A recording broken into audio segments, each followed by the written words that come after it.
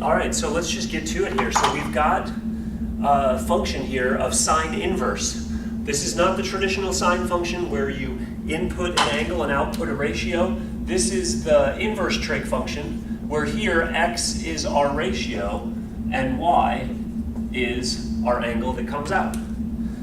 Well, let's start sort of playing with this a little bit, because the thing is, what makes this derivative challenging, and we're going to find its derivative, is that we have the sine inverse function. On some level, I wish that this statement wasn't in terms of the sine inverse function. I wish that it was in terms of the traditional sine function. Well, you know that the inverse sine function takes you from a ratio to an angle. Well, that means that the traditional sine function could take you from that angle to that ratio. So this is just using the inverse nature of the inverse sine function. But the idea here is this sine function is now taking you from the angle y to the ratio x. And this is a perfectly valid statement related to now the traditional sine function.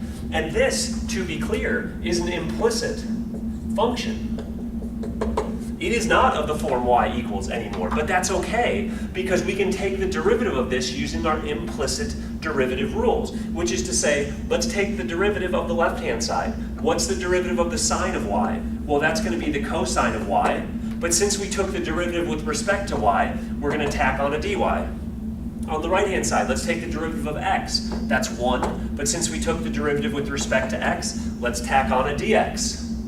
Now, we want to get all the dy terms on one side, all the dx terms on the other. Hey, we've already got that happening. Now, to get the dy over dx that we desire, let's divide away the cosine y from both sides to get the dy term by itself. So now we're going to have dy equals 1 over cosine y times dx. And we don't want dy, we want dy over dx, we want the derivative. Well, the derivative then, dy over dx, is going to be divide dx from both sides. Dx is on the right cancel, dx shows up in the denominator on the other side, 1 over cosine y. And now the issue that I have with this expression of the derivative is that the derivative here is in terms of y. Our original expression was y equals something in terms of x. So what I really want at this stage is not to have a derivative in terms of y, but to have a derivative in terms of x. And then you think, man, how are we going to do that? Because we're going to need to know the cosine of our angle y. Well, if we actually work backwards, we can figure this out. So let's try to get, here's the goal, dy over dx, where this thing here is going to be all in terms of x. Here's our goal. And let's make it happen. Well, to do this, we're going to have to venture off into the trig world and exploit the trig relationship that we have with sine. Because here's what you know. You know that sine is just an opposite over hypotenuse. And while x does not look like an opposite over hypotenuse, we could write it as x over 1. So the sine of our angle y is x over 1. That's the opposite over hypotenuse. Let's draw a picture. Here's our angle y, our sine opposite over hypotenuse, x over 1. And now, what are we looking for? We need to know the cosine of our angle, because if we knew the cosine of our angle, we could just plug that into the denominator and we'd be done. Well, in order to find the cosine of our angle, we need to know what this adjacent side is. But that can be found, right? Because this is a right triangle, and when you know two sides in the right triangle, you know the third because you can use Pythagoras. So you know Pythagorean theorem, a squared plus b squared equals c squared, a being the smallest side, b being the next largest, c being the largest still, namely the hypotenuse, and we could plug in here. So x squared, which would be the smallest side, plus the next largest side is the adjacent side, squared, is going to equal 1 squared. The hypotenuse squared.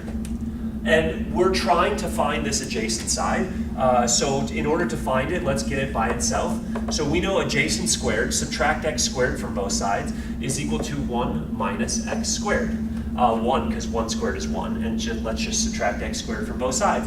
But then if adjacent squared is equal to this, to get adjacent, you could just take the square root of both sides, and if you did here, take the square root of both sides, you would get the adjacent equal to 1 minus x squared. And now we can take our cosine. Because now you can see what the cosine of y is. The cosine of y is negative 1 minus x squared over 1. But anything over 1 is just itself. So the cosine of y is just 1 minus x squared. And guess what? That cosine is the very thing that we have in our denominator, and this expression is now completely in terms of x.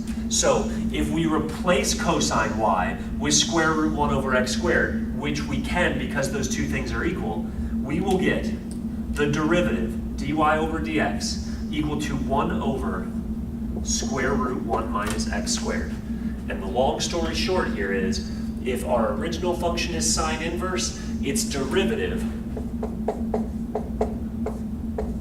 is 1 over the square root of 1 minus x squared. And now we're off and rolling. 5 more trig functions to go? Let's take it one at a time.